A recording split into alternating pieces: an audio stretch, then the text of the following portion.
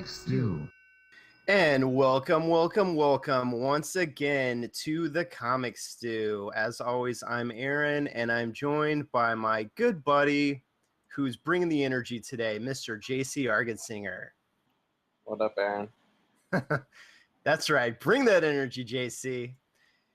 This is episode 21 of the Comic Stew, a little podcast where a couple buddies get on and talk some comic news and entertainment news and all that good stuff.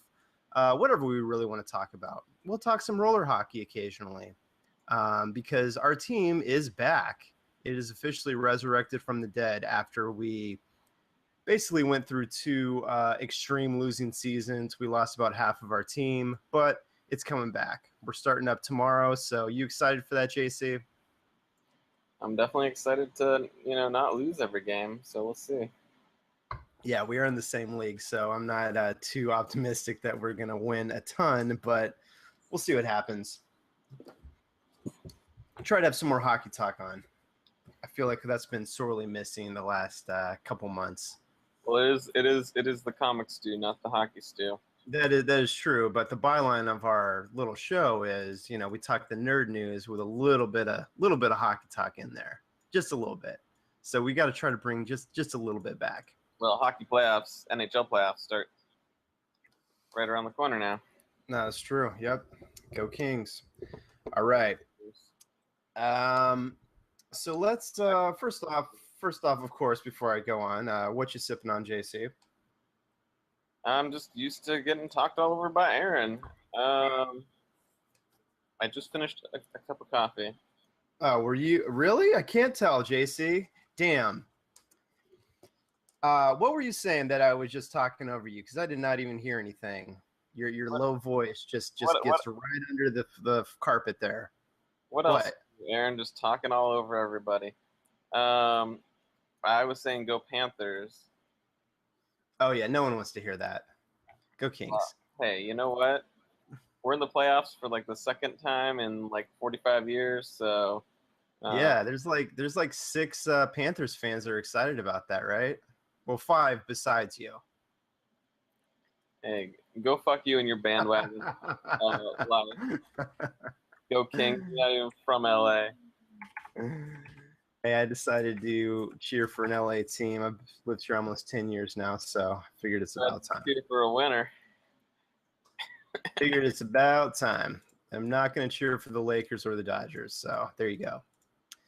All right, well, since you're not sipping on anything, and I'm sipping on some very healthy V8 at the moment, Damn, trying to drop a few pounds, JC. Old man status. Old man, that's right. More like fat status, trying to drop a little bit here.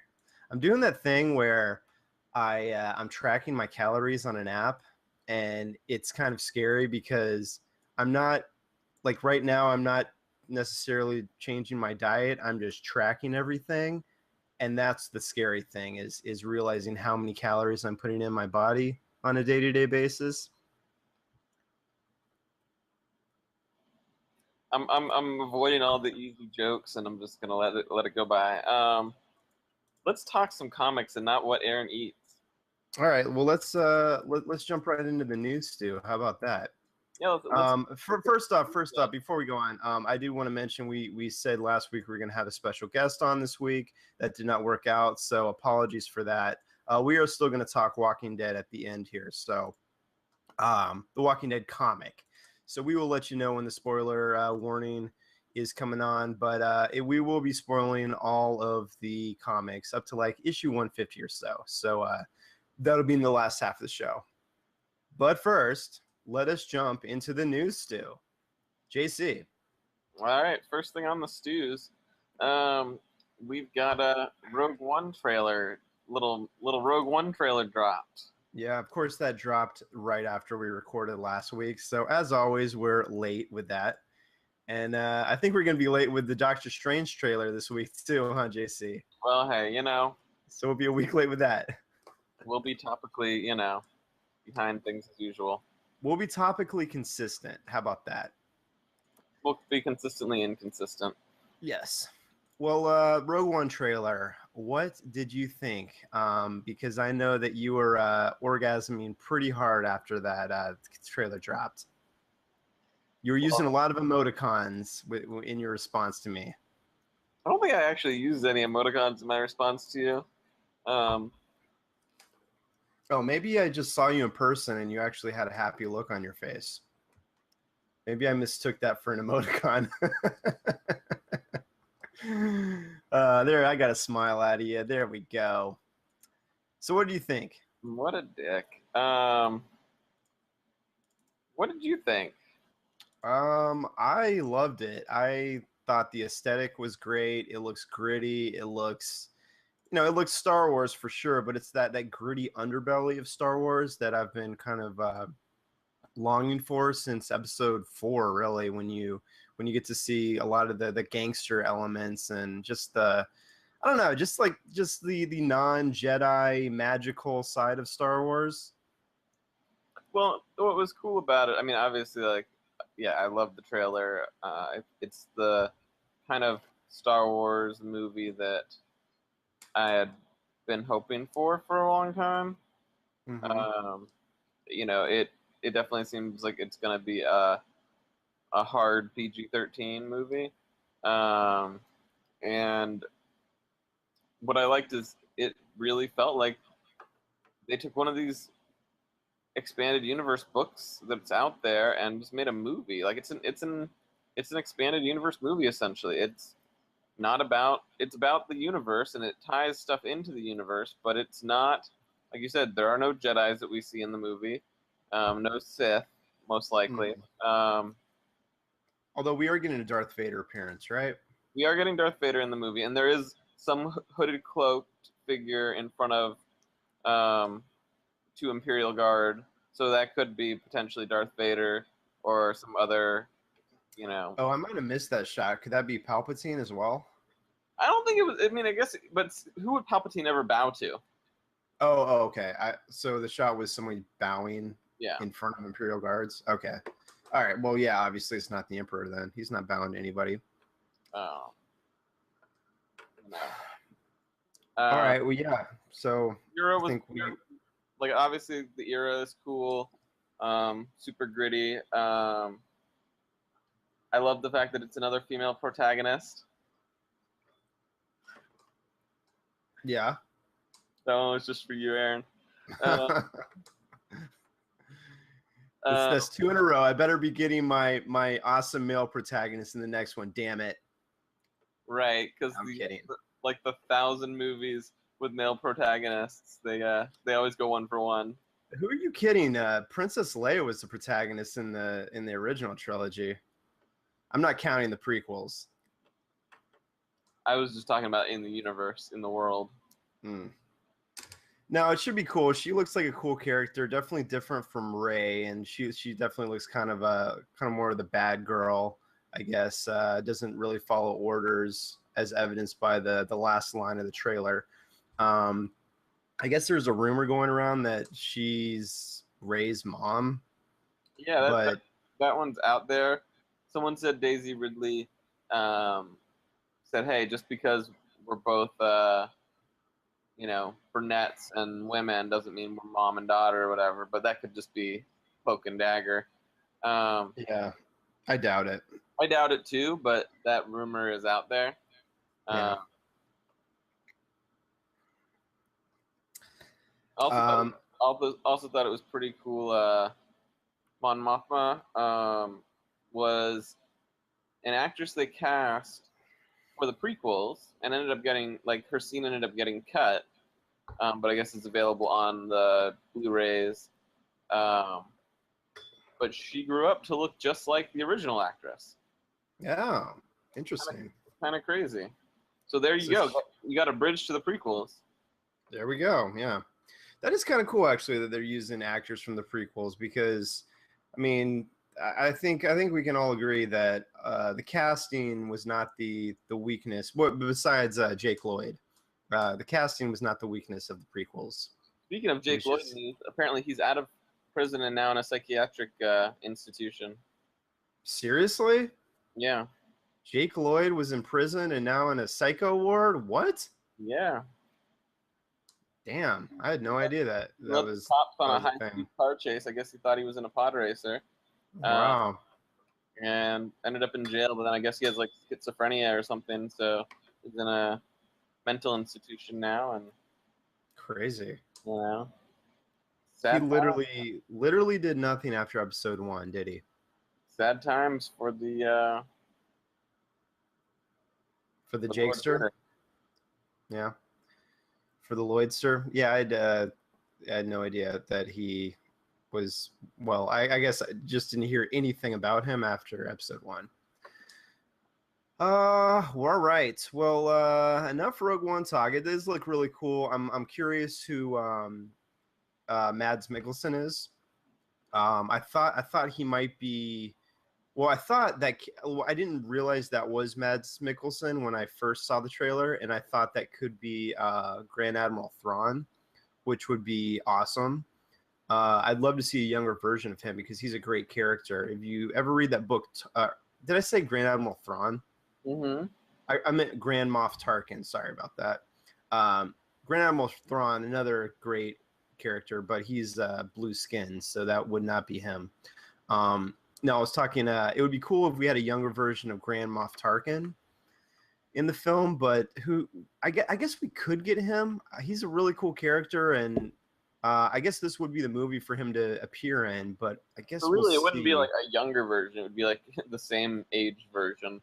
As episode 4, now he'd be younger because this is what, like 30 or. Yeah, this happens right before episode 4, right? Yeah, this is like weeks before. Okay. Well, I guess you couldn't really recast him then. Peter Cushing was kind of. I mean, you could, but. Yeah, I guess you could. I guess it would be a little maybe disrespectful to do that.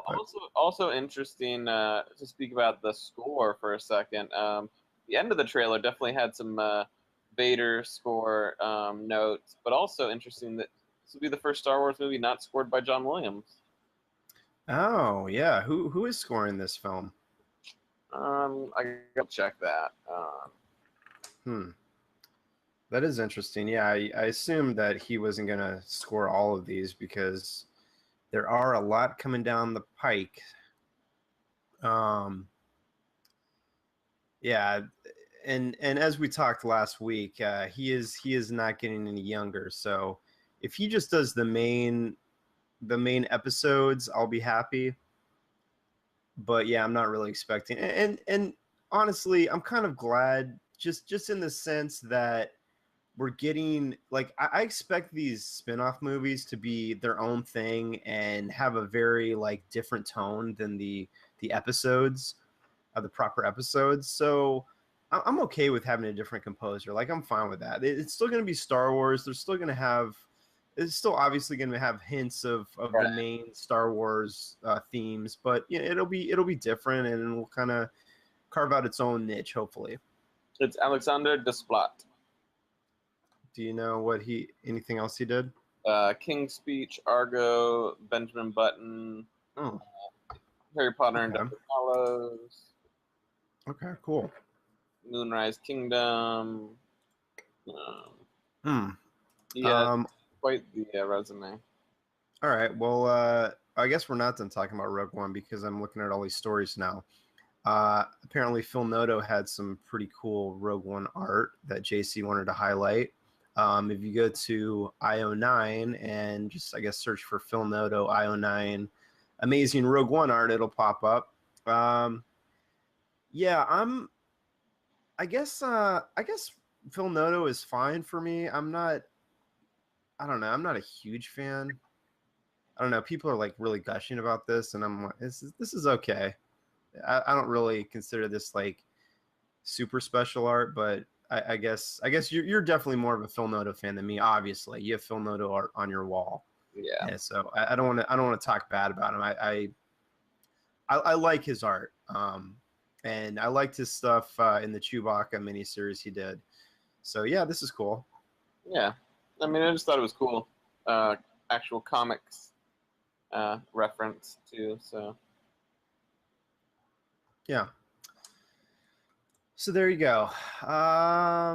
Would that be all of the Rogue One stories? I believe it is. You had another topic. Yeah, just staying on the Star Wars topic, I wanted to bring up that apparently the original Star Wars trilogy is actually coming back into theaters this summer. I believe that the theater chain. Oh, geez, I'm forgetting the name. It's that like boutique theater chain that Alamo Draft House. That's what it is. They kind of do a high-end viewing experience at their theaters where they serve alcohol and food and all that like directly to you, kind of like a restaurant.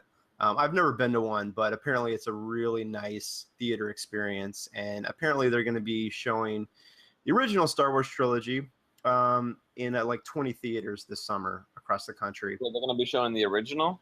Well, they're showing the 1997 re-release of the original trilogy, but the re-release is not the original prints. Because apparently those don't exist anymore, JC. They still exist. Of course they do. Old Georgie's just lying to us through his teeth. Well, and there's a couple other copies out there in the world, too, from what I understand. Yeah. No, they definitely exist. He just he did refuse to release them. We'll see what Disney does. I think Disney is kind of looking ahead and not behind so much. But hopefully in the future, we'll get those re-released. All right. Well, moving on from Star Wars, but staying in the Disney verse of films, moving over to Marvel. Apparently Kevin Feige was talking about the Captain Marvel movie, and he said that we will know casting details this summer, and a director as well. Now, so I'm guessing Ronda Rousey's going to retire or something so that she can. Well, I actually was just bringing this up to ask you because this is kind of a non-story. It's like, great, we're gonna know information at a later date. Thanks a lot, Kevin. Yeah. No, I just wanted to bring it up because I don't know if we've really talked about the Captain Marvel movie and who you hope may play Captain Marvel and kind of your history with the character. So, did you have any favorites that you wanted to see play Captain Marvel? I mean, I think the idea of Ronda Rousey, if she can act, is great. I don't know if she can act or not, but I like that. I think that's a fun idea. Yeah, I don't know if she can act. Have you seen her in any movies? I know she's been like doing some acting stuff, but yeah, I don't know if she's any good. But yeah. How much do you need to act in these movies anyway? Oh, please, JC. How could you say that? How dare you? Apparently one of the people rumored is Rebecca Ferguson, who is in Mission Impossible Rogue Nation. I have not seen that movie, so I don't know anything about her. Another, it seems kind of obvious choice would be oh my God! Now, of course, I'm gonna forget the name now. It's obvious then. It was the girl who was in Zero Dark 30.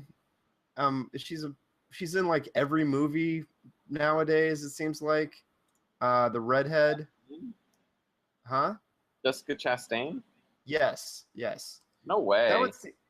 That would seem like kind of an obvious choice. Oh, yeah, she's in a ton of movies. No, she's Jessica Chastain. She's in a ton of movies, but she does not strike me as the right casting for that role. Really? It seems kind of obvious to me. I don't know what you're thinking. What are you just thinking? Like it's got to be played by like a really like big, stocky blonde like Ronda Rousey? It's got to be like muscle bound. No, it just doesn't strike me as like great casting for that. I don't know. Yeah, I think that would be fine. She's a good actor. No, I mean she's a good actor. I'm sure she'd, do a good job or whatever, but it doesn't strike me as the right casting. I mean, you can have someone do a good job and it still be the wrong casting. You would really want Ronda Rousey over Jessica Chastain? I think that's a fun idea. Okay. All right. Well, anyways, moving on. We got a lot to talk about. All right. Well, of course, this is. I mentioned that the Doctor Strange trailer is dropping today, Tuesday night on. I think Jimmy Kimmel. We're recording a little bit early, so we're not going to be able to see and talk about that trailer until next week. But we did see a pretty cool Doctor Strange poster, or at least I thought it was cool. What did you think of it, JC? It's kind of the official one sheet for now. Yeah, I mean, it looks cool. Like, I have no doubt that this will be a well-executed Marvel movie. I don't expect it to do anything that, we haven't seen in Ant-Man or Iron Man or Spider-Man. Well, I think it's gonna have a different flavor. It's Doctor Strange. Come on. Well, no, it's a different flavor, but I imagine it's going to follow the same formula, and Yeah. it'll be fine. Like, it'll be fun. It'll be a fun way to watch, Doctor Strange for 2 hours. But until I hear someone say, like, "Oh, this is different and amazing," like, I'm excited, but I'm not like, "Oh my god, this is," it's another Marvel movie. Yeah. It's fine. Yeah, the poster looks cool. He's gazing into the window of the Sanctum Sanctorium. I like it. Looks good. No, it looked like they're hitting the right notes. So Yeah. I'm excited for the cast, excited for this movie, excited for the trailer. Bam boom bing. All right. I might as well bring this up because we are talking Marvel. But there's been some early Civil War reactions. Have you heard some of the early impressions of this movie, JC? I haven't heard the impressions. I did hear that Ant-Man is in the movie as well, and that there's a clip of that out there now. I didn't. Oh, I didn't, you just heard that? You didn't realize that before? No. Well, the impressions that I've heard have been overwhelmingly positive. Hold on one second. What's in the box? Sorry about that. What's in the box? Just got a package. I think this is my. Speaking of Marvel, it's really ironic we're talking Marvel movies because I think I was actually watching it. I know. I'm a big nerd, but I was watching a Civil War featurette. It was like 7 minutes long, kind of building up through all the movies. And I was like, oh man, which Marvel movies do I not own on Blu-ray? So I went through my collection, and there was like 5 that I did not own. So I picked up the remainders that I don't have. So I actually don't have the Marvel or the Iron Man trilogy. So I picked that up. I got Avengers Age of Ultron because I just was kind of late on getting that. I picked up Ant-Man because I also hadn't got that. And I also never had gotten Incredible Hulk, even though I do enjoy that movie. So I picked that up. But as I was saying, the impressions for Civil War were incredibly positive from what I've heard. I'm shocked. Are you? I'm shocked that the early impressions that Marvel would let out there would be good ones. Well, no. I mean, no. These are just based on. early screen. No. Just listen. This is based on early screenings of the film. There's a review embargo that I guess is up on Wednesday, but they're allowed to like tweet about it and like post on social media. They're just general impressions, and I guess overwhelmingly it's positive. So I mean, yeah, and I don't think Marvel's buying off like someone tweeting on social media about this. I was listening to a guy today talk about it, and he said that it's his like 3rd favorite Marvel movie. So that's pretty good.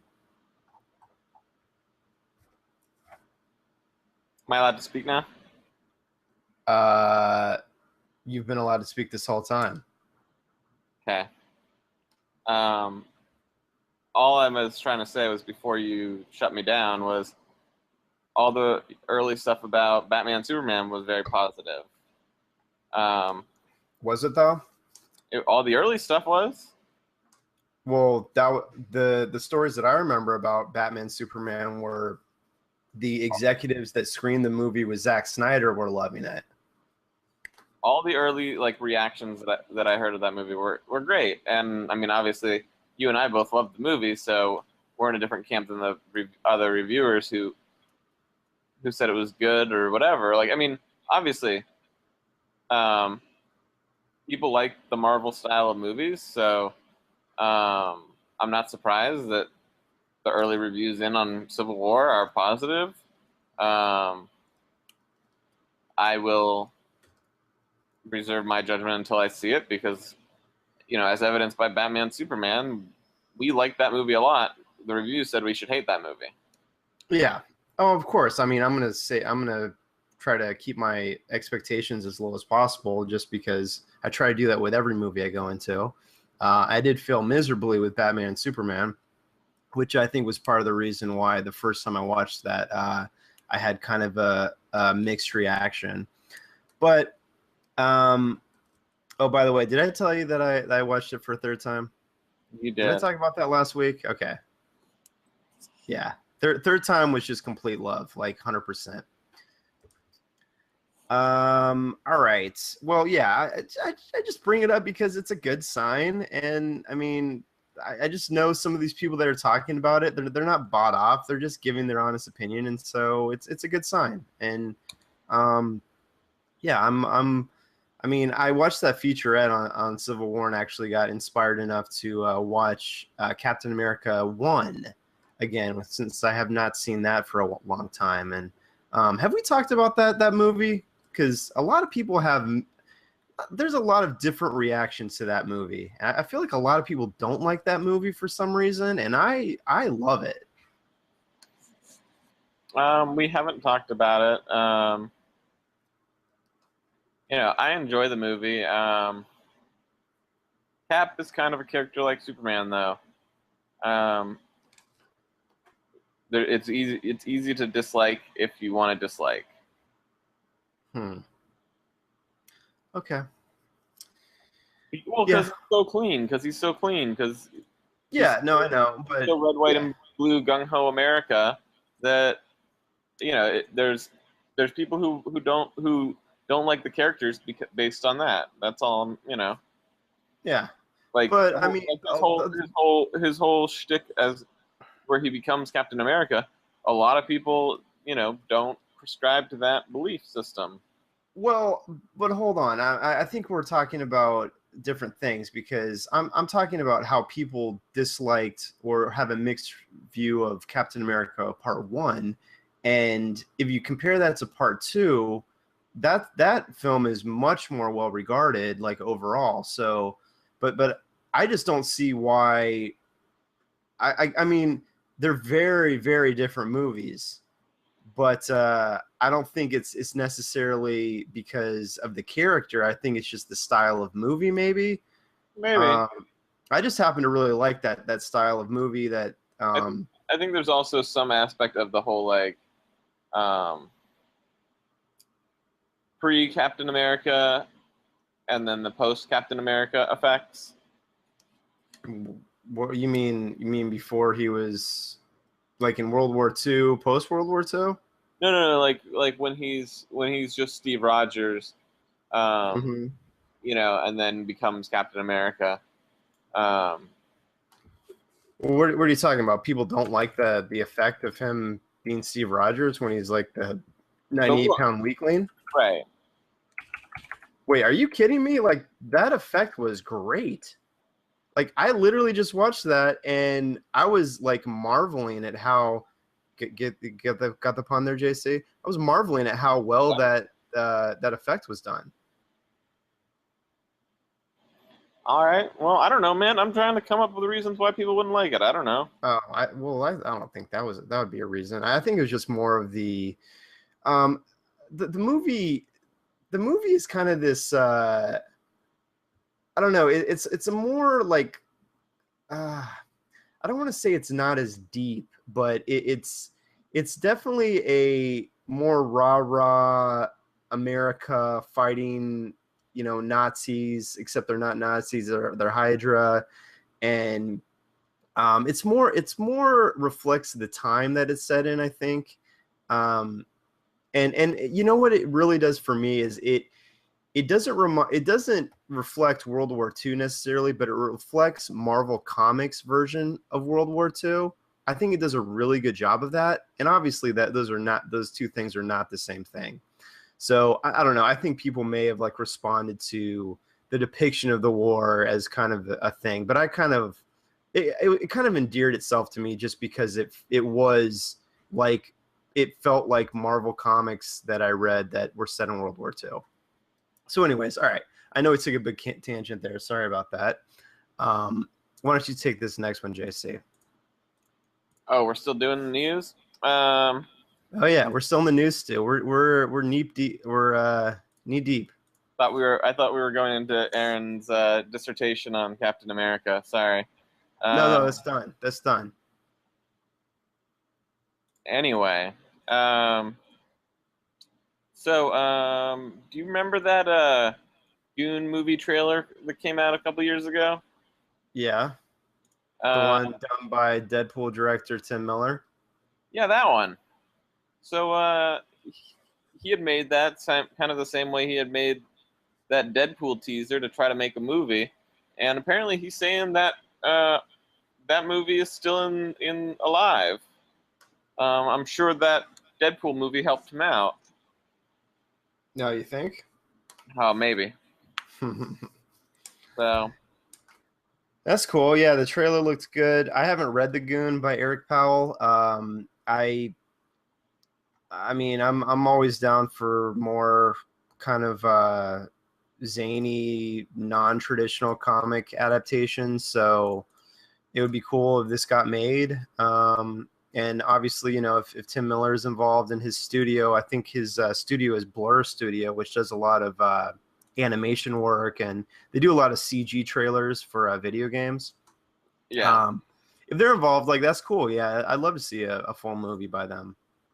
Yeah, I mean, I definitely thought that trailer. I remember that trailer, you know, a couple years later, and you know, thought it would be pretty cool. So nice to see that it's still happening.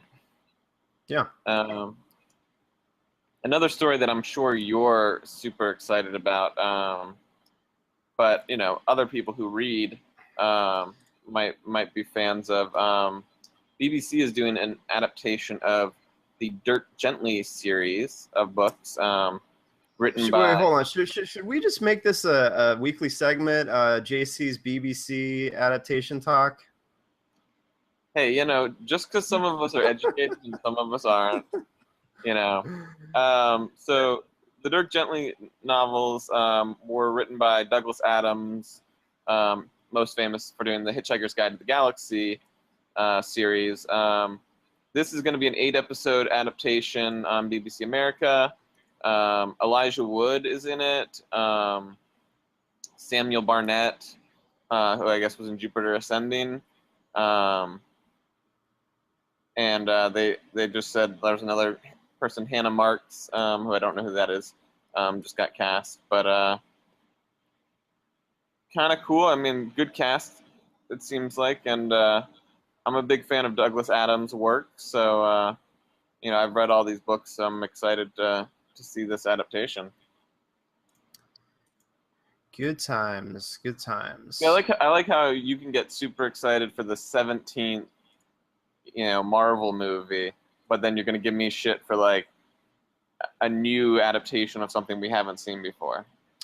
Oh wait, did I miss something? Did I just give you shit that I didn't understand there? Yeah. Are we gonna really? Do we need to rewind this tape? And my response was giving you shit. What? Yeah.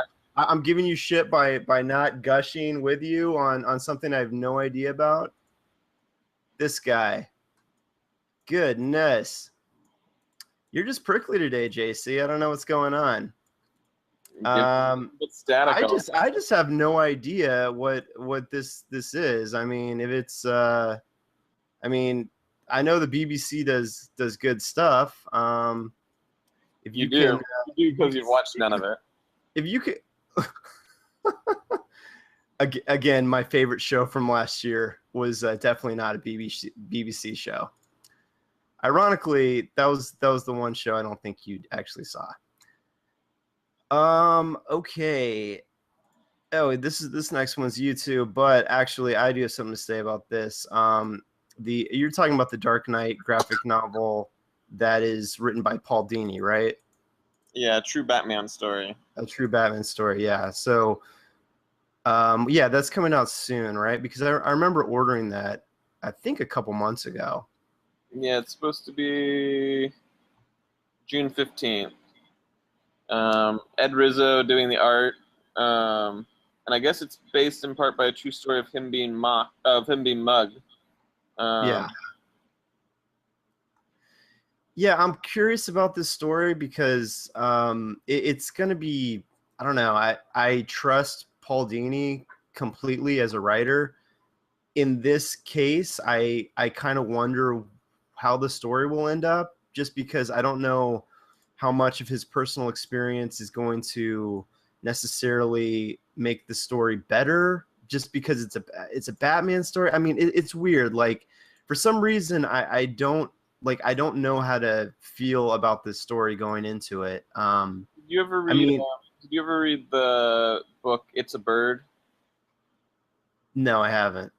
That's by Steve Siegel, and it's a Superman story, but it's the same kind of thing where it's based on real events that happened to like the author, and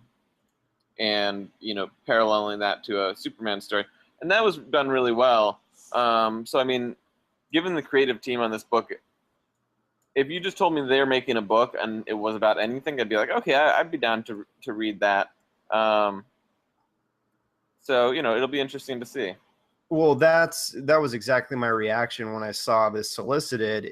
It's a Batman story written by Paul Dini and drawn by Eduardo Risso. Of course, I'm getting this. Right. It was just kind of after the fact that I discovered, oh, it's kind of based on one of Paul Dini's personal experiences, but it has Batman. So I don't really know how to feel going into the story, but I'm definitely like in for the story. Like I said, I ordered it, so it's coming, and I'm looking forward to reading it. It's possible that like in his real life story, Batman saved his life. That could be the case. And I wonder if he was mugged by the Joker. Hey, look, apparently it happened in Los Angeles, so he could have been walking down Hollywood Boulevard. And that's true. There's plenty of heroes and villains on Hollywood Boulevard. So what's this next story about, JC? It concerns the much discussed Negan from last week. Yeah, so apparently they are going to create a spin-off origin story, and by spin-off I mean separate from the main storyline of the Walking Dead book. It'll be a 48-page story that'll be told over 12 issues of Image Plus, which I guess comes free with previews, or you can purchase it on its own for $1.99. So basically, it's a 48-page story detailing Negan's origin before the book, and the creation of Lucille and all this kind of stuff. Okay. Do we know who the artist is? It's Kirkman and Adlard. Oh, cool. Good times. I'm glad he was able to fit that in. Adlard. I'm glad he was able to fit that into his drawing schedule. Yeah. So that's cool. Yeah, I wonder how I will read that because I do not get previews. So, was it just solicited this month? It looks like it was just. It'll be in. Let me see. It comes out. It goes on sale April 27th. Oh, okay. Well, all right. Well, I guess I was not on that. Maybe hopefully it'll appear in a future hardcover. But I would not be surprised if it was. Well, actually, it might not, because I think there was a Michonne like one shot that never appeared in a hardcover. So I don't know. They might just keep that separate. Yeah, could be. I mean, I doubt it though, but All right, let's let's of course you need to take this next story, JC. So I think you would reach through the computer monitor and strangle me if I took this next story. So while Aaron hasn't finished Alias yet, it How sounds do you like. know that? Maybe I just haven't told you that I finished. Have you finished? There you go. I'm gonna keep that to myself since JC's being a little salty today. Well, it sounds like Brian Michael Bendis and the original art team, Michael Gaydos and David Mack, are going to do a sequel to Alias. And it sounds like it'll be a sequel to Alias and not The Pulse. I'm fine with that. Basically, Bendis said, this isn't an official announcement, but I'll tell you in lieu of it, yes, regarding a potential sequel to Alias. So that's pretty much, de facto yes. So, what's funny about the character of Jessica Jones is I'm pretty sure I've read like way more issues that Jessica appears in. Because I was thinking this sequel is really probably just going to be a sequel to his new Avengers run, which featured Jessica prominently, and you would imagine it's gonna pick up with her being married to Luke and maybe opening her PI shop again or something. Yeah, I mean, we shall see. So it's really probably going to be more of a new Avengers sequel, I would think. Well, I would guess not, though, because it's going to be focused on her as opposed to the team. But it's gonna be that status quo. I mean, I imagine they'd get back to kind of her roots, but it's still gonna. I would imagine it's still gonna have the same status quo because it's Bendis who's been kind of in control of the character for forever now. Who knows? I mean, I'm sure we'll see, but I'm sure it'll be going back to her PI roots. All right, let's get through the rest of this news because we're gonna go long if we keep this up. So we got a new Suicide Squad trailer this week. Did you watch that, JC? I did. Okay. Just real quick, my impressions were that it looks good. I mean, they definitely kind of did kind of a similar thing that as they did with the first one or was it the first one with the Bohemian Rhapsody? I don't know. They had a popular trailer that had Queen's Bohemian Rhapsody, and this is them just using another popular song, showing more Joker, more Batman. It was a great trailer. I mean, I'm already excited for the movie, so at this point, I'm kind of like, well, you don't have to show me like every scene in the movie. So I don't know. It's funny because I thought it was the last trailer that we got every joke in the movie, JC, and seems like there's a few more jokes in this movie. Yeah, I'm curious to know if this trailer was made like after these alleged reshoots, which have also now been apparently shot down by the movie director. Oh, really?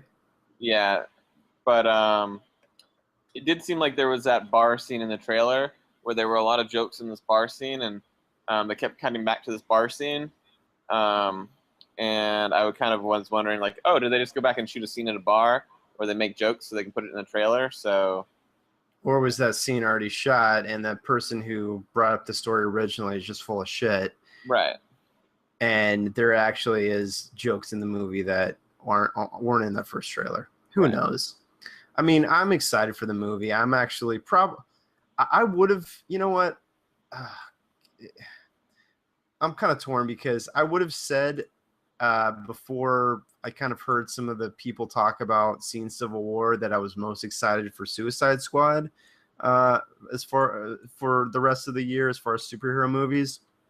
I don't know. I might still be. I'm definitely like getting into the Civil War hype, but and I'm trying not to because I like I said I want to keep my expectations low, but I'm definitely. I don't know. I've always been intrigued by Suicide Squad ever since I heard that Joker was going to be in it and David Ayer was directing. So, yeah I mean, I'm definitely more excited for Suicide Squad than Civil War, just because as much as I think Civil War is going to be good, I just, like I've said before, like I've seen like Yeah. how many movies Yeah, at this yeah. point. Like it's not new. It's Yeah. good. It'll be fun, but like it's not new. Whereas this is like we haven't seen these characters before. So Mhm. it's new. Yeah. Yeah, and I know I'm repeating myself, but again, I'll just say I'm really hoping that DC continues with the tone that they set. Even though I'm pretty sure they're going to change course now because of the reception, but of Batman Superman. But I mean, I like that the DC movies have a different tone. I really do. I don't want to see a DC version of a Marvel movie. I want to see a DC movie that does its own thing. So I hope that tonally the movies kind of stay with that original vision, but we'll see. We shall see. I mean, I think it sounded like from the get go that like for like Justice League they had already said like it was gonna be not as Yeah. bad as Yeah. And I think that's natural. Yeah. So. Yeah. All right. Switching over to Marvel real quick. Charlie Cox was talking about Defenders. Apparently, it's going to film late 2016. So it seems like after Luke Cage and possibly Jessica Jones, or no, I guess it would be. I guess it would go Luke Cage, possibly Iron Fist, then Defenders. I'm thinking. Yeah, I'm guessing. And then maybe Jessica after that. Well, I'm guessing. I mean, Iron Fist is already, or Luke Cage is already like has a release date. Yeah. Iron Fist, it seems like, is going to be filming sometime this summer-ish. Yeah. So you would think that schedule-wise, Iron Fist is obviously filming before Defenders, Right. which is filming before Jessica Jones. So you think it would be in that order. Right. I mean, it's possible they'd film Jessica Jones sooner than that. But I don't think that they're going to. It also was interesting. Charlie Cox also says he doesn't know if there's going to be Daredevil season 3. I mean, I think it's fair to say that there will be, but yeah, there's come on. Maybe Matt Murdock dies in episode 8 of Defenders. If I don't see Bullseye in a proper Daredevil season, I'm gonna be pissed. Anyways, moving on. Staying on the Marvel train. Apparently, the Inhumans film, the whole Marvel acquiring this or getting Spider-Man film rights back is kind of throwing a wrench into a lot of movies. I mean, they've already delayed Captain Marvel and Black Panther because they want to get a Spider-Man movie in there. And I think this is just kind of a given because it was one of the last films on the slate, but apparently the Inhumans film is probably delayed as well. So I think that was going to come the same year as Infinity War Part 2, which was, I think, either the last or one of the last films on the phase 3, phase 4. I don't know what phase we're in now. Phase of the Marvel films.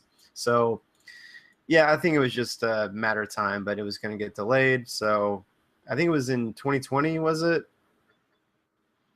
Yeah. And now it's in, I don't know, later than that. I don't even know. It's like so far out. It's like kind of crazy to talk about, but it's happening. It's getting delayed. Yeah, I'm unsurprised by that.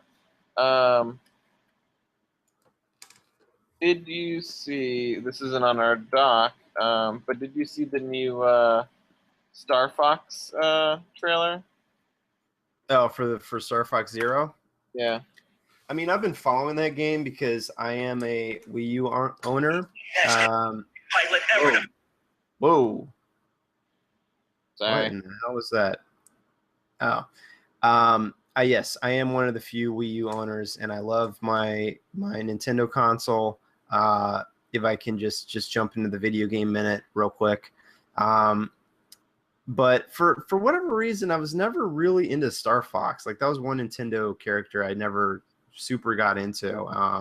I played a little bit of Star Fox on Super Nintendo. I didn't really play the N64 version. I know they're great games and people love them. And the Wii U version of the game is kind of interesting because it uses the gamepad to like aim and stuff. And I guess from what I've heard, it's cool. Like they delayed the game, and now it improved a lot since the early preview cycle. So I don't know. Why did you bring it up? Oh, I just thought the trailer was cool because they had like the puppets. Oh yeah. And I was kind of like, when I heard that they had the puppets in the trailer, I just had this like vision of Nintendo just making a game where the characters were actually just puppets. And I can see that. I could see them doing that and thinking that would be amazing. But I think it was just for the trailer, so I'm disappointed. But well, Nintendo does experiment with a lot of different art styles, so that would not be that far out of the question, I don't think. No, it wouldn't be, but it would be pretty fantastic. Speaking of fantastic, another trailer for Fantastic Beasts and Where to Find Them also dropped this week, and looks pretty damn good. Did you see that one, Aaron? No, I did not. I didn't even know that dropped. I am 3 movies into my Harry Potter watch for the first time, really. So I watched The Prisoner of Azkaban a couple weeks ago. Gonna start that Goblet of Fire here sometime soonish. So a lot of stuff to watch though. Yeah, they are good. I'm enjoying them. I mean, people are really down on like the first 2 for some reason, and they love the third one. And I mean, I definitely thought the third one was better, but honestly, I didn't think it was like just like completely head and shoulders better than the first 2 necessarily. I think that's pretty good.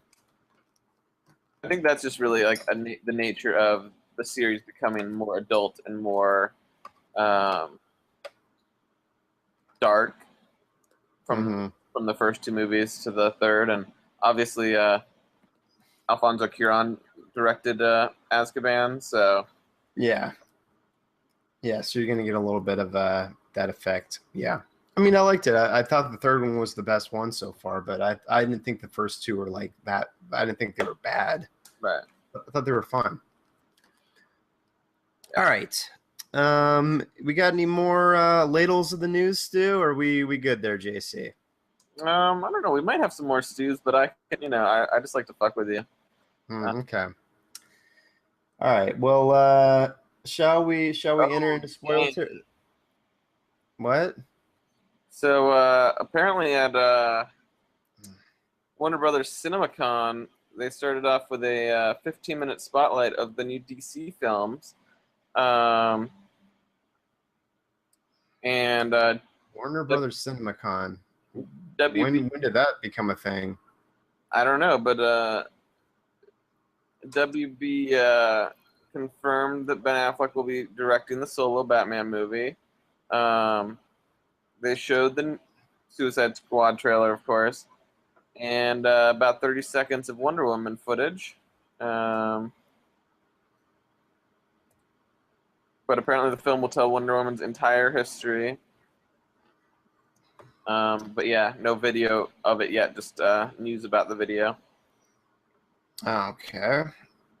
Yeah. Well, before we exit the news, Stu, and enter into Walking Dead spoiler territory, do you have any more random news stories from the internet, JC?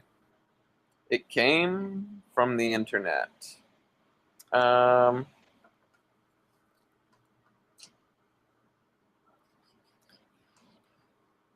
And time's up. All right. Well, let's jump into this talk because we've been kind of jones in to talk the Walking Dead comic for a while. So, shall we enter into the spoiler territory? Ready? Ready. Close that browser. Okay. All right, people. We are going into Walking Dead spoilers. So, if you do not want to be spoiled, you go ahead and just leave now.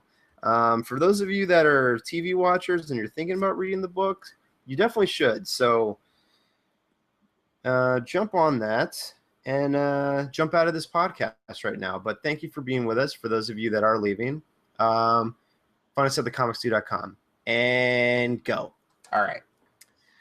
So, JC, you just kind of caught up on Walking Dead. I think you caught up to around the same spot that I am at, which is, I think, issue 148. Does that sound right? Sounds about right. Okay. Cool. So yeah, that actually completes the third compendium. And I'm on, I think, the 12th hardcover, so that's definitely a lot of issues. I told you that I read like 100 issues in a week. So you definitely, when you read The Walking Dead, you can definitely read a lot of it. Like, how long did it take you to catch up?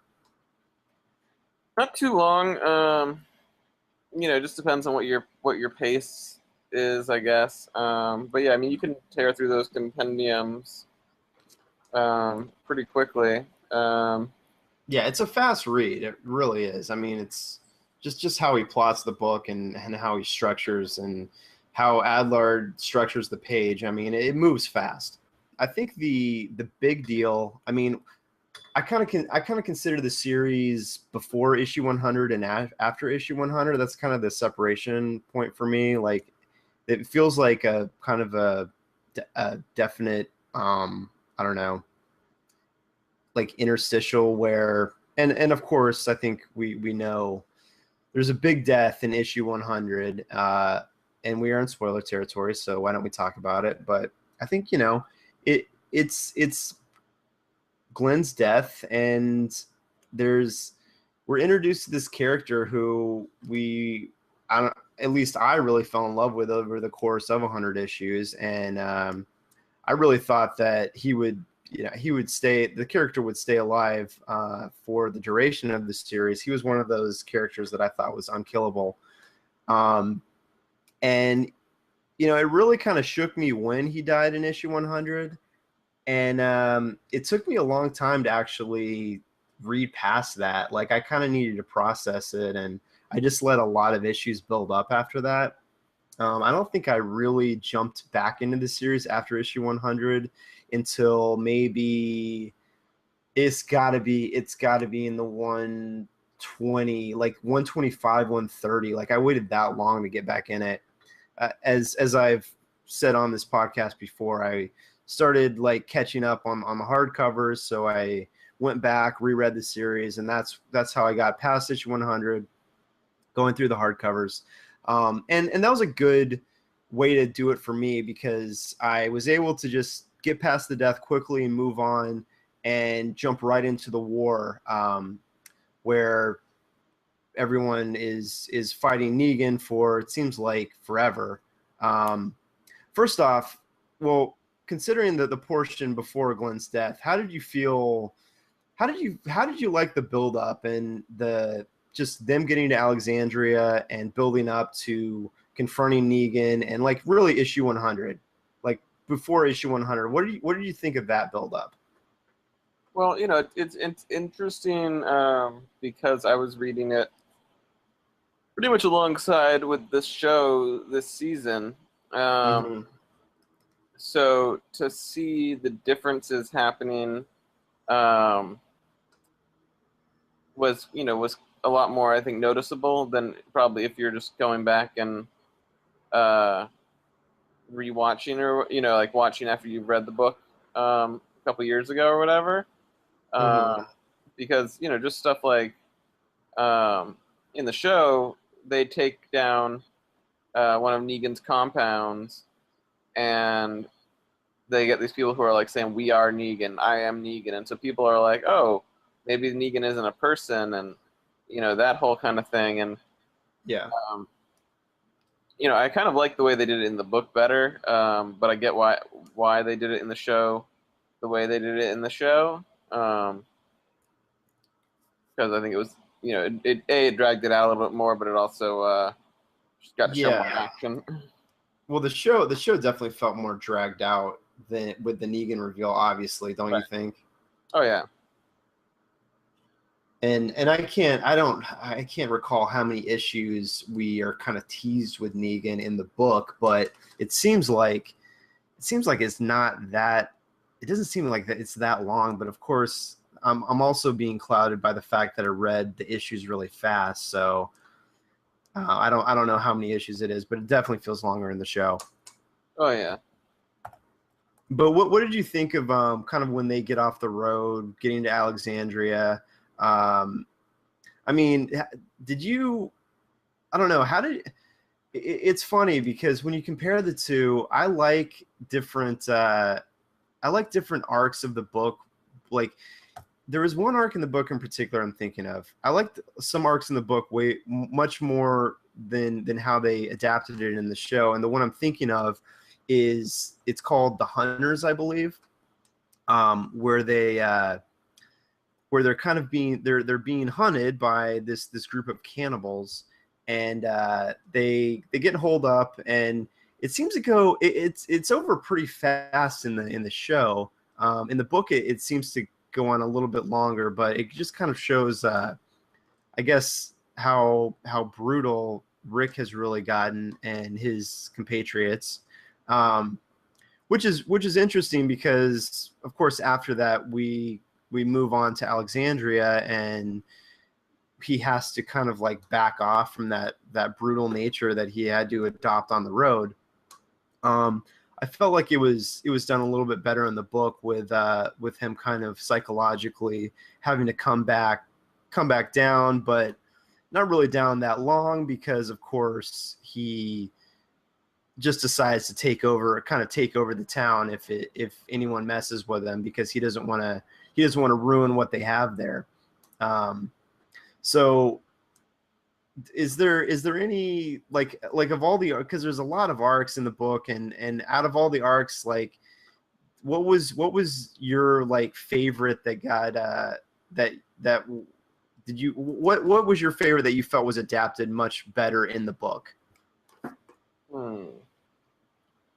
I think mine was probably The Hunters. I just liked how they did it on the page better.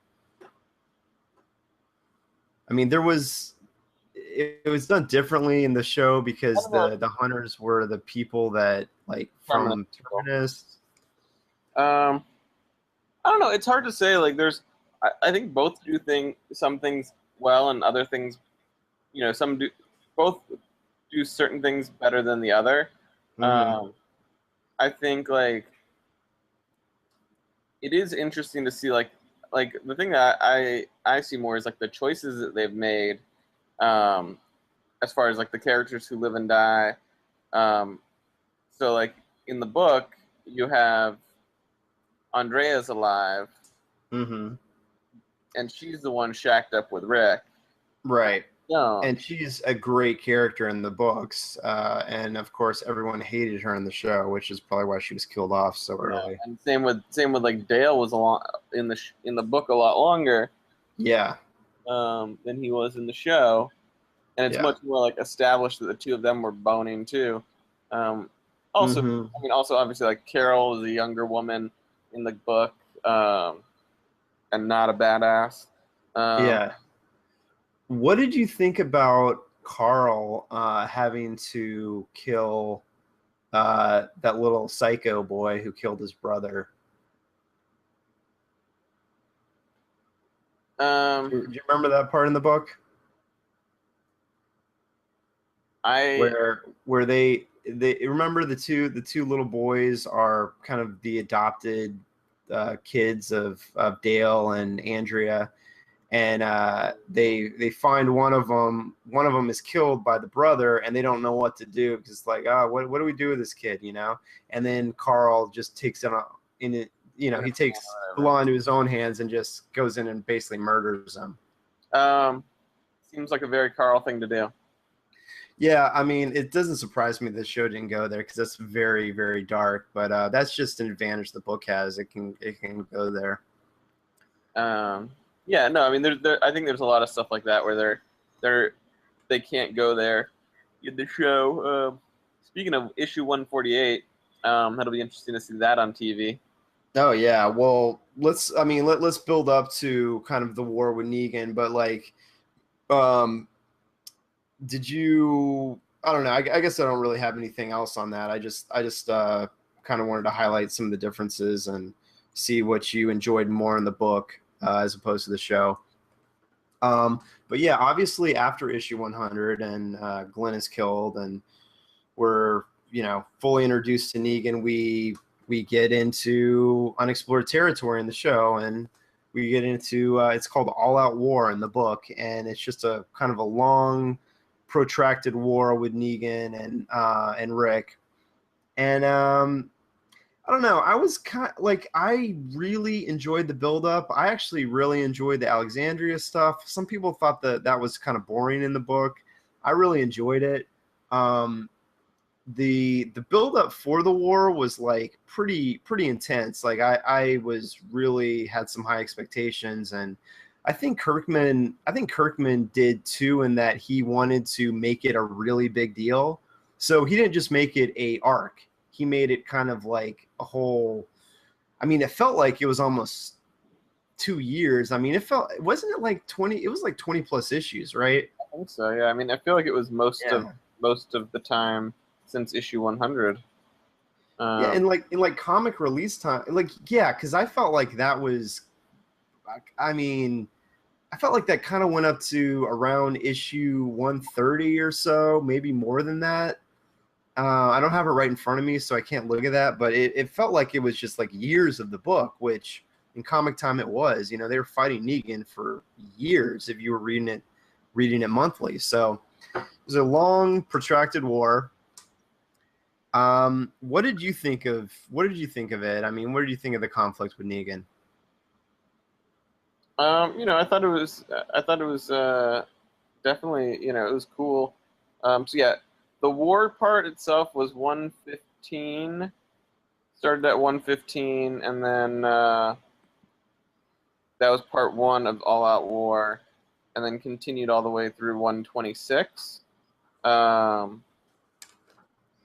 that was just the war part. That wasn't like, basically it was the whole time, like 100 through 126 was that whole, Yeah, and you could even argue the arc before, when Jesus introduces them to the hilltop and they find out about Negan. Yeah. I mean, you could really say that's also included.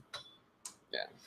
So yeah, it was a long conflict. I definitely was not expecting it to end how it did. I'm glad that Kirkman kind of threw us a curve. Whoa, feedback. Hello. I'm glad that Kirkman threw us a curve and kept Negan alive. That honestly shocked me, because I didn't think there was any way that Rick was not killing him at the end of that. Right. So that was unexpected and a nice surprise, because it opens up interesting story possibilities, going forward. I mean, where we're at now in the story, Negan is alive and well. He's imprisoned by Rick. And, I mean, I think he kind of represents to Rick, like, Rick's lost humanity that he's trying to reclaim. So it's a very interesting story beat. And, I'm obviously like super curious to know where it's going to go. I will say this last arc, murder everyone. Well, he had a chance to escape and he didn't, which was pretty interesting.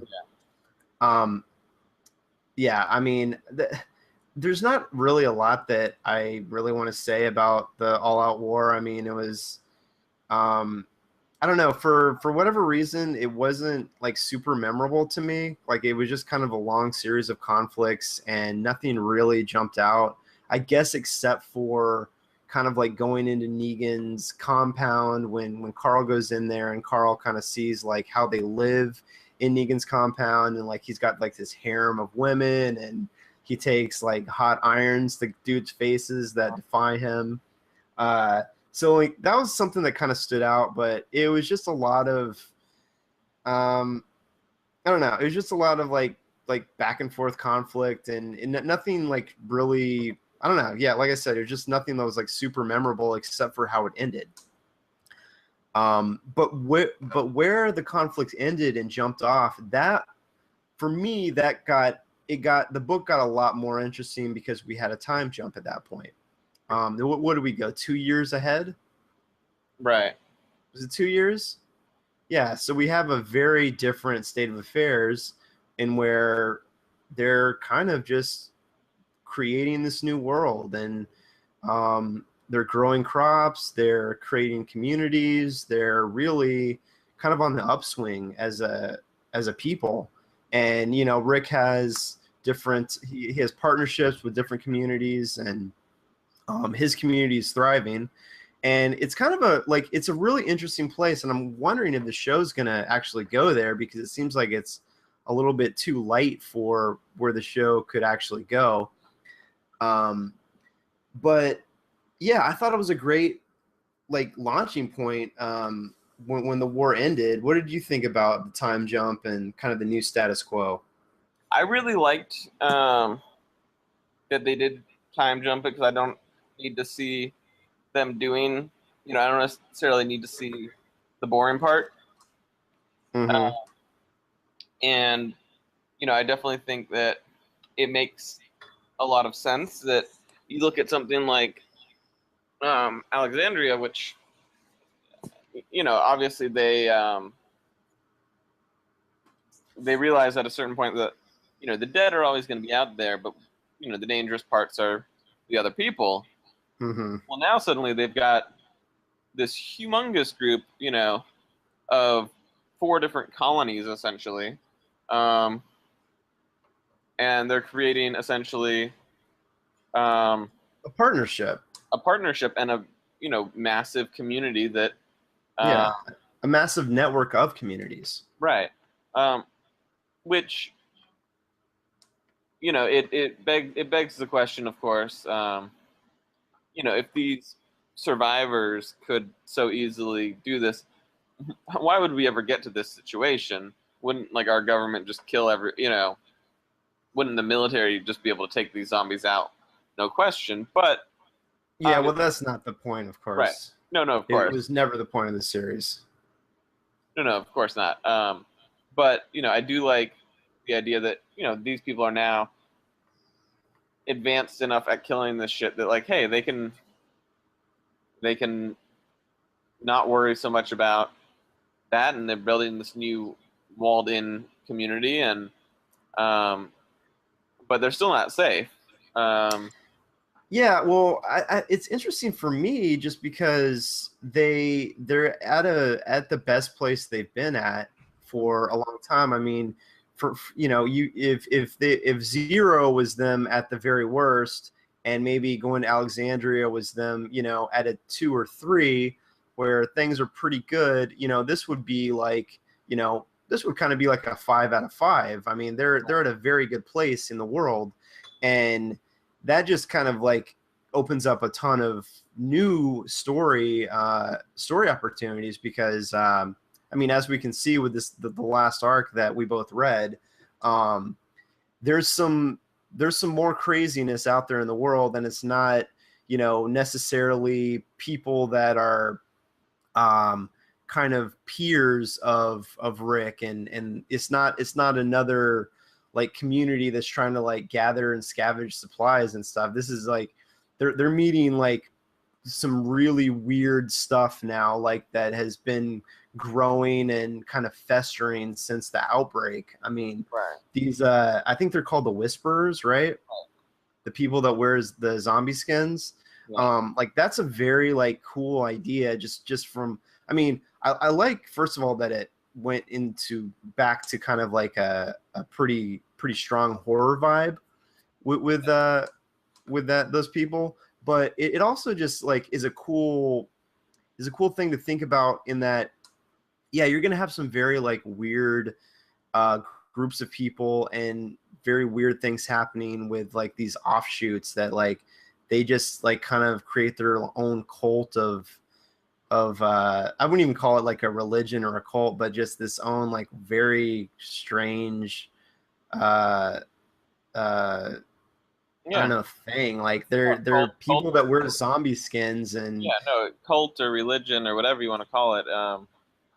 But and obviously they're to the point where this girl can't call her mom. Yeah.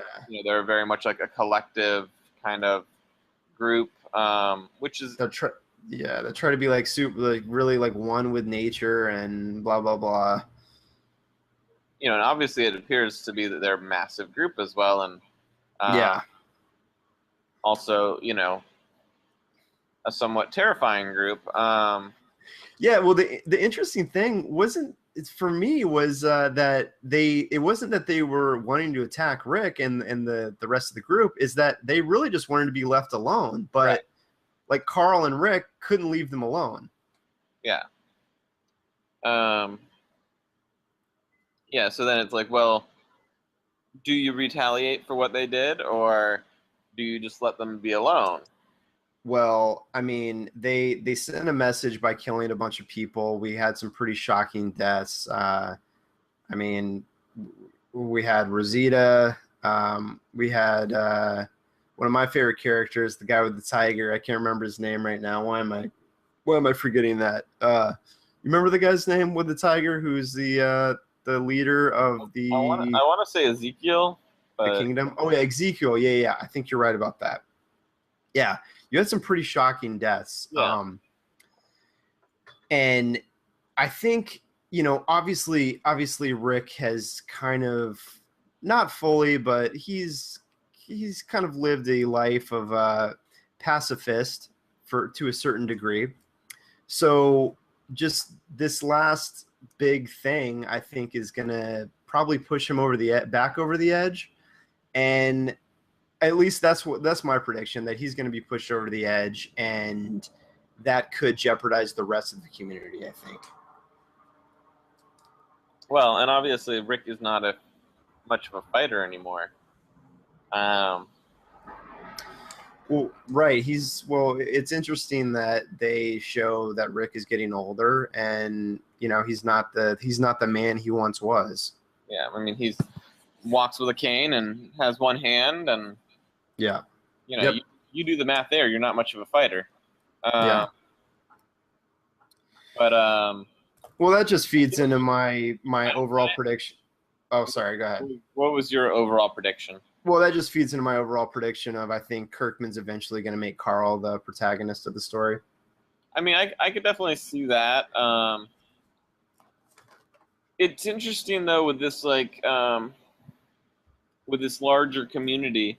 I feel like you kind of get into a certain point of like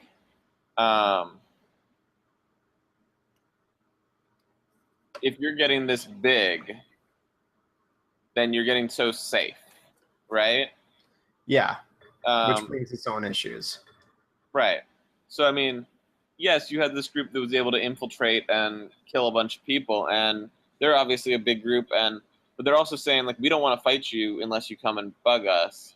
Or you take our people and try to convert them to your old world ways. Right. Now, obviously, there's they're not going to introduce a group like that and do something that shocking and not end up having a conflict. Yeah. But like realistically, if you yes, it's harder to defend when you have a big network like that. But it's also like you have that many more people and that many more resources that it's it starts to become like an impractical thing of like finding a threat that is a threat. Unless you have like the community tear itself apart, but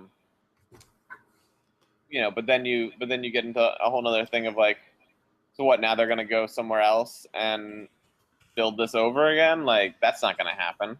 Yeah, it's very like I'm very intrigued by where they're set up, because it kind of seems like this should kind of be where he leaves off. But the interesting thing about The Walking Dead, of course, is it's the zombies apocalypse story that never ends. So I like that he can kind of take these quote unquote endings or places like traditionally like it should end and just keep going. So I'm really truly in territory where I don't know what's going to happen. Yeah, I mean, I think I do think that they're getting close to the ending, because I think the series ends with Rick. You think so?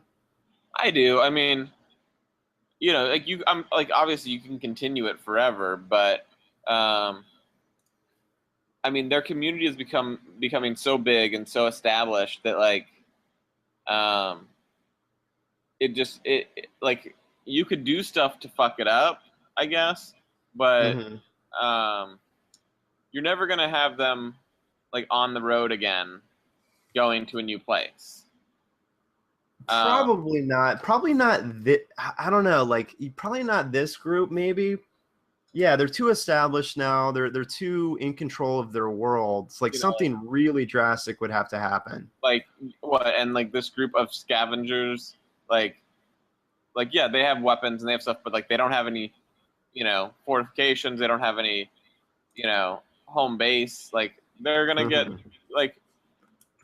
It becomes harder, and like, yeah, they can move and they can, like, they're non like a hard to find target, but I think that like they're gonna win that battle, so I think then it just becomes how many more compelling stories can you make while they're so safe, because obviously like they're getting as they were saying, they were working on making all the roads secure, and then once all the roads are secure, what's their it becomes harder and harder to make credible threats. You can do anything, obviously. It's it's fiction, so like whatever, but I wouldn't be surprised if it ended at 200 issues or 175. Don't think it'll end at 175, or I feel like we would have heard about that by now. But maybe it'll go on forever. But I think it just starts to become diminishing the overall quality of the story. I think if it keeps selling well, I mean, I would love to. I would really just love to see it just continue and keep going on. And I feel like at a certain point, you don't have to have Rick as the main character. You can have Carl, and then even beyond that, like Carl grows up, has kids. Like just kind of. I mean, and I'm not saying you have to even stay with the Grimes. You could go somewhere else and kind of introduce new characters along the way, and maybe like go off with them. Like, well, I think to me, like, that would be a more compelling thing. Like if you kind of concluded this story and then had like the story of a group somewhere else. Obviously we've gotten some of those stories in like the Walking Dead video games, and the Fear the Walking Dead show. So those you can make these other compelling stories, but yeah, I think at a certain point, like the Grimes family story, it just becomes like you're starting, like you're getting close to the point where it's hard to make a credible threats from the outside. Yeah, you can have like Negan gets loose and blah blah blah, but like but ultimately, like, okay, Negan gets loose and kills some people, and then they kill Negan. No, you're at a certain point, you are kind of in danger of becoming creatively bankrupt with the group of people you have. I feel like it may be a little worrisome for Kirkman because he's created some really popular characters that I think to maybe create, the most compelling story he can in the future, you may need to go with some completely different characters. So I don't know. And I mean, you look at like something like the Walking Dead show. Daryl, is probably one of the most fan favorite characters. Doesn't exist in the comic.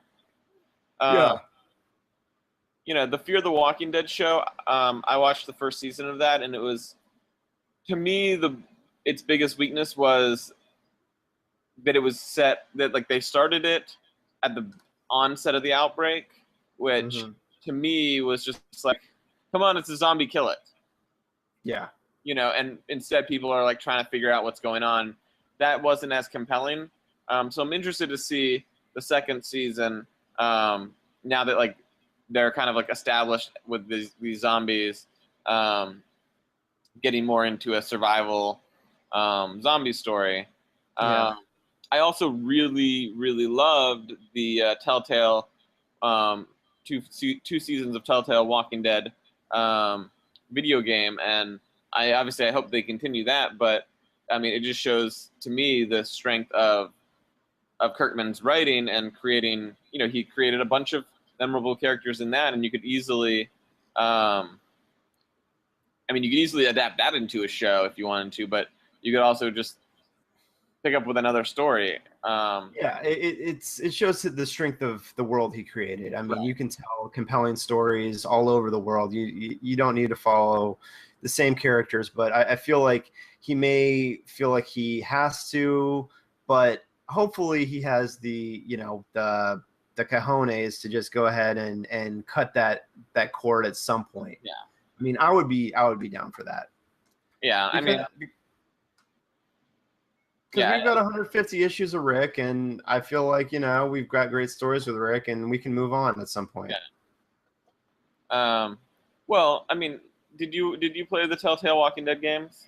I played like the first 2 episodes of the first season. I've been meaning to go back and finish them, but for some reason, the format, like I like the storytelling.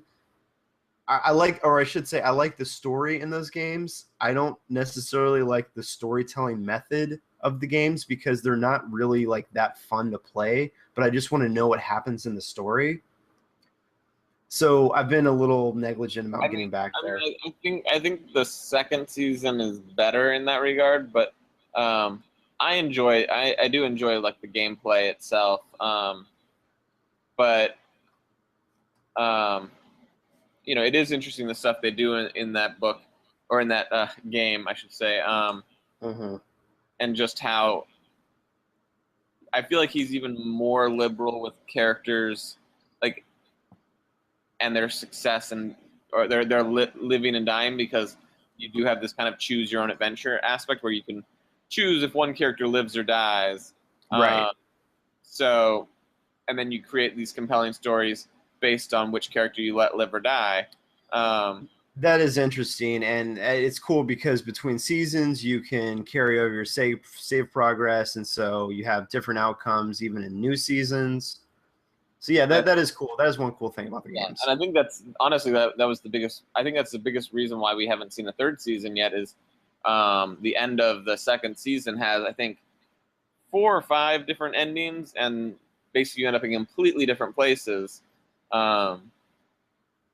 with those endings. So unless you like very easily have them end up back in the same place regardless, it makes it very difficult to basically be creating 4 different games. Gotcha. So it'll be interesting to see if we ever get a third season of that. Yeah, I mean, I think it's planned. I know they're doing that Walking Dead Michonne season right now, but I know. I'm actually glad you're talking about these because it does make me want to go back and pick those games up again. Well, I think we've reached the end of our reading list or whatever. What is 150 issues of Walking Dead? It's interesting to hypothesize about where this series is going to go. Yeah. I mean, but really, it's all it is just hypothesis because I have no idea what Kirkman's going to do. I mean, the guy has, I think it's safe to say, pretty consistently shocked us throughout the series. So I don't doubt that whatever he does is going to be unexpected. Right. All right. Well, should we cut it off there, JC? Oh no. He's gone back to the internet. I've gone back to the internet because I wanted to see if there was an answer to our question. What was the question? I about Kirkman. So About Kirkman. keeping like if he has an ending. Oh, I think he's been on record saying that he has no ending in mind. I mean, that was a while ago. I heard that. It was years ago. I heard that, but this was, I guess, 2015. But he said, about a year ago, I finally nailed down exactly what I want the comic book ending to be. So now that I've got kind of two trails of story going in my head, one working from the end backwards. So, and then obviously the TV one. So, oh yeah. Oh, okay. Well, that's news to me. I didn't know he had an ending in mind. Hopefully, it's not for a long time. And he did say in 2012 that Rick could go at any time and Carl could carry the book now. Yeah, that's true. All right. Well, thank you, everyone, for being with us for this long episode of the Comic Stew. I guess it wasn't as long as a couple weeks ago when we talked about Batman vs. Superman. But that was just because Chris was recounting the whole plot of the movie. Yeah, thank you for being with us. Hope you enjoyed our talk about The Walking Dead. Tweet us, email us if you want to talk about your theories, hypothesis, whatever, of where you think the series is going to go. You can email us at thecomicstew@gmail.com. Find us at thecomicstew.com. Before we go, I did want to highlight a fellow podcast. Good friend of the show, Mr. Nicholas Gagnon, started his own podcast, and he's a student of Taekwondo. He's taking Taekwondo. He's a white belt. He wanted to make a podcast kind of about his journey, and they also talk about the world of MMA. Him and his two buddies, they talk about the world of MMA, what's going on in that world, and where they're at personally in their journey of mixed martial arts. So it's a very good podcast. It's called Diaries of a White Belt. It's only 2 episodes deep right now, so you can jump on and get in on that if you are a fan of the MMA. So yeah, check that out. You like the MMA, JC? You fan of that? I can't say that I've ever really been in love with fighting sports in general. I've done martial arts. I have a black belt in Taekwondo, but that was when I was 12. So don't pick a fight with me, Ilya. But I enjoy martial arts on an aesthetic level and like a spiritual level, if you will. But as far as like watching other people beat each other to death, I like it in hockey. But other than that,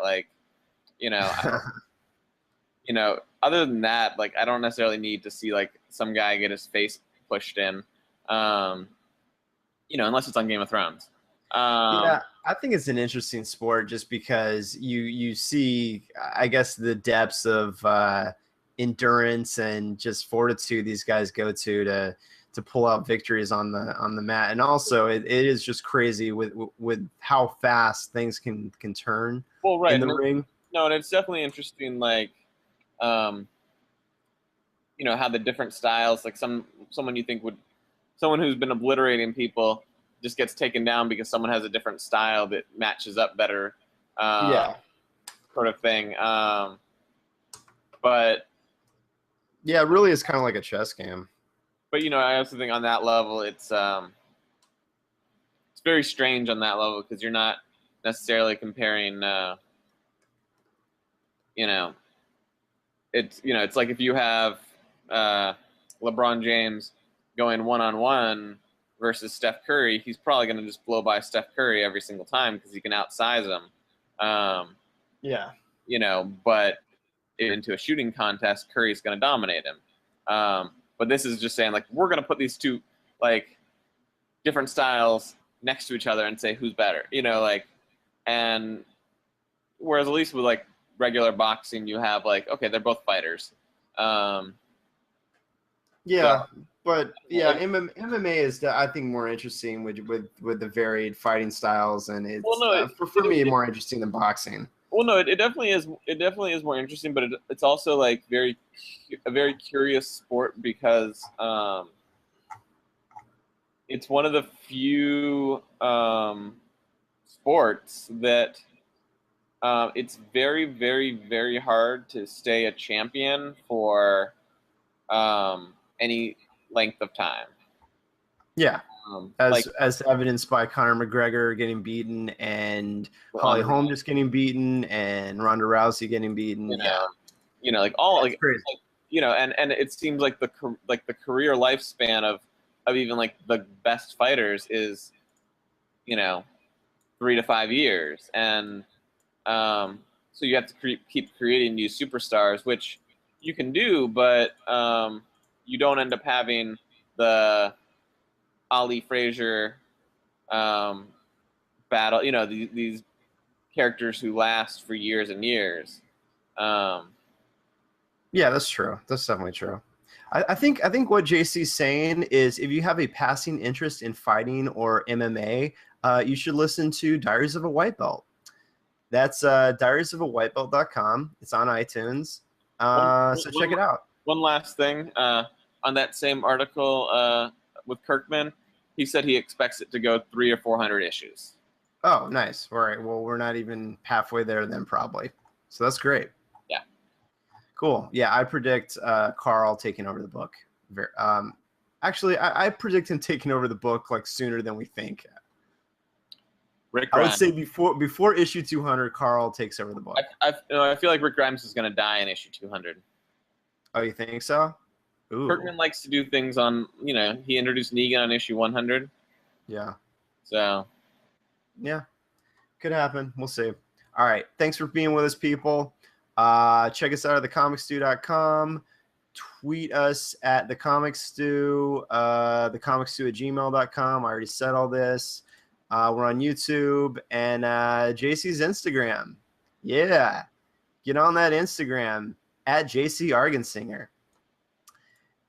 And anything else, JC? Oh, I'm sure there's something else, but we'll have to talk about that next week. All right, cool. Well, thanks for being. Oh no, did you just find something else? Please no. Okay. Thank the heavens. All right. Thanks for being with us, people. Later. Later.